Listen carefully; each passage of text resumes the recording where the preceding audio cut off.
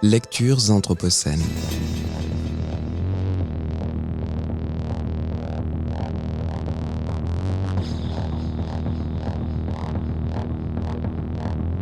Lecture anthropocène.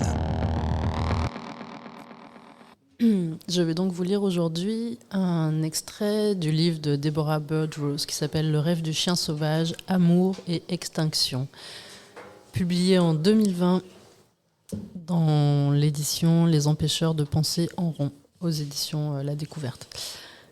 Ce livre a été traduit de l'anglais par Fleur Courtois-L'Heureux. Pour accompagner de nombreux êtres à la vie, le vieux Tim se servait des chants et du savoir transmis par des anciens, désormais tous morts. Comme lors de la colonisation et des décennies suivantes, la population a drastiquement diminué, environ 95%, et il était l'un des rares à détenir un savoir qui avait appartenu à tant d'individus et de pays, à toutes celles et ceux restés sans descendance, mais qui tenaient profondément à ce que leur savoir se perpétue en ce monde. Les chants de Mary détenaient eux aussi cette charge généalogique. C'est bien plus tard que j'ai appris que Mary et Tim n'avaient pas eu d'enfants. Leur implication me paraît donc extrêmement touchante et généreuse. Ils ont connu l'extinction de si nombreux clans et sans enfants qui pouvaient prendre le relais, leur propre avenir avait sombre allure. Malgré tout, ils ont persévéré pour que la vie continue à se ramifier.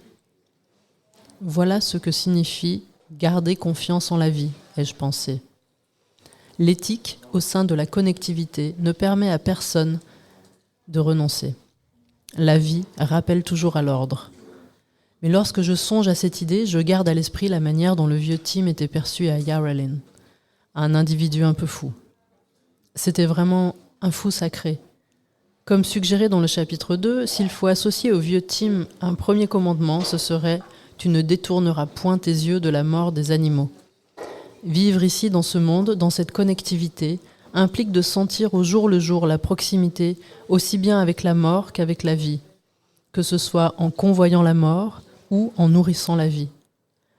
La vie qui nous traverse tous interdit de s'arroger des places moralement pures ou sans ambiguïté.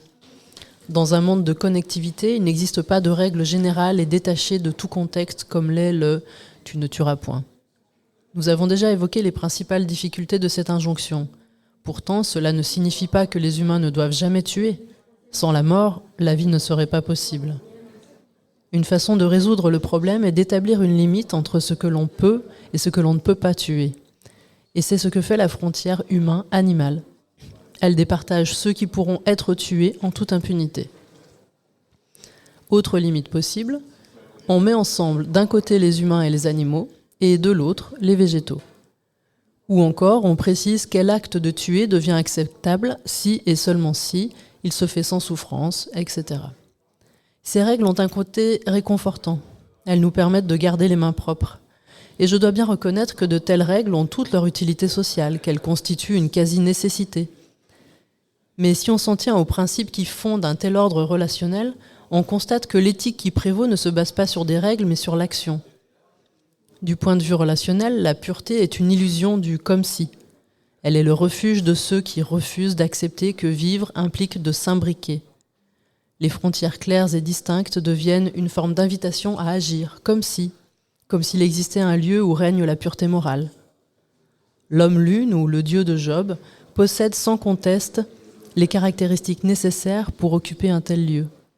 Ni l'un et l'autre ne revendiquent la pureté, mais tous deux, comme les récits en témoignent assez clairement, se défilent de toute forme de responsabilité et de reconnaissance envers l'autre en refusant la connectivité. À l'inverse, les connectivités de la vie sur Terre nous entraînent irrémédiablement à affronter l'ambiguïté et l'action qui nous rendent responsables.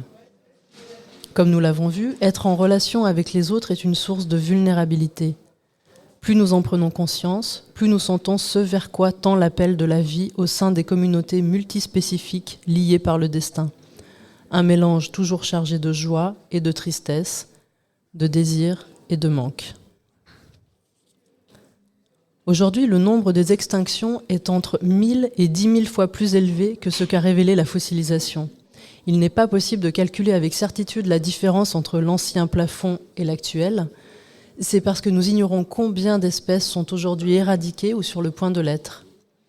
La seule chose dont nous pouvons prendre la mesure est l'extrême rapidité avec laquelle un nombre croissant d'espèces bascule dans la zone étroite qui sépare celles en voie de disparition de celles qui disparaissent vraiment et à tout jamais. Les gens veulent sauver ce qu'ils aiment. Imaginer que nous pouvons nous en sortir en aimant moins, n'est-ce pas une manière de justifier les extinctions anthropogéniques ? Le monde se réduit alors que nous endurcissons nos cœurs face à la dévastation en nous accrochant à un nouveau comme si délirant, à l'illusion que nous ne sommes nullement connectés les uns aux autres et que ce qui arrive ne nous concerne donc pas. Nous semblons très doués pour cela, mais au bout du compte, la mort, elle, ne nous ratera pas. Une chose est bien plus certaine, nos vies sont entre les mains des autres et sans eux, nous ne pouvons exister. L'appel qui traverse le monde de la mort, le grand retour que nous hurlons depuis des millénaires, est un cri d'amour. L'éros aspire à rester en connexion, mais si l'amour ne parvient pas à être aussi fort que la mort, cette dernière deviendra toujours plus puissante. Les disparitions se propagent à une vitesse folle, menant à un changement radical de la configuration. L'actuelle cascade des extinctions est en train d'extirper la vie de la Terre, de déchirer et trouer le tissu du vivant, de sectionner un à un les liens de la connectivité.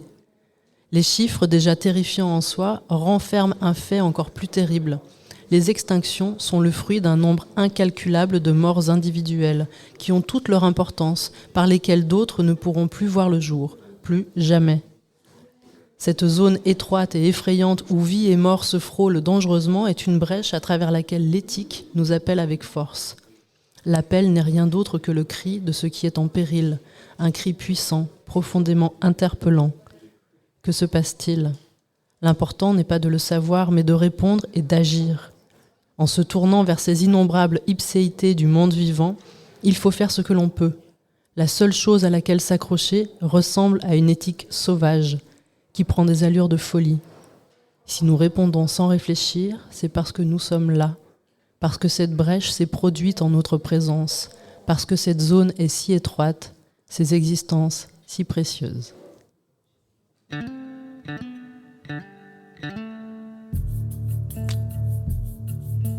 Lectures anthropocènes. Lecture anthropocène.